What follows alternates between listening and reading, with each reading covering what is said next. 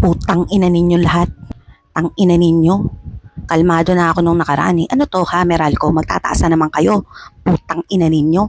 Ilang dekada kayong namamayagpag dito sa Pilipinas. Hindi ba kayo kumita sa amin? Putang ina ninyo. At konting kibot, lahat na lang sa amin nyo sisingilin. Putang ina ninyo ha. Tang ina ninyo. Ito ha, tayo. Lahat naman tayo dito apektado kahit ano ka pang kulay eh. Kahit sino pa pinaglalaban mo, apektado ka pagdating sa Meralco. O ito, dapat maging matinong usapan to, mga putang ina ninyong lahat.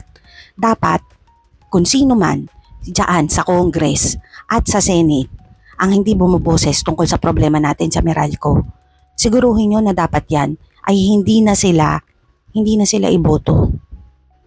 Kasi ang taong hindi bumuboses nakikinabang. At ang taong hindi gumagawa ng paraan ay nakikinabang. Pinahihirapan nyo lalo buhay namin. Kayo, apektado din kayo kahit ano pang kulay ninyo. Nahihirapan din kayo kahit ano pang kulay ninyo. Dapat yan ang isiksik nyo sa kukote ninyo. Na sa tuwing boboto kayo ng congressman, ng senador, na hindi talaga tayo gustong tulungan, itong nangyayari. Tignan nyo, ang taas-taas na ng bill natin sa kuryente. Nagtitriple na yung mga singil nila. Ano ba? Tangina. Gagapang na tayo ng kakabayad sa kanila eh. Ano, yung buong pinanghanap buhay namin sa inyo lang namin ibibigay. Putang ina ninyo ah.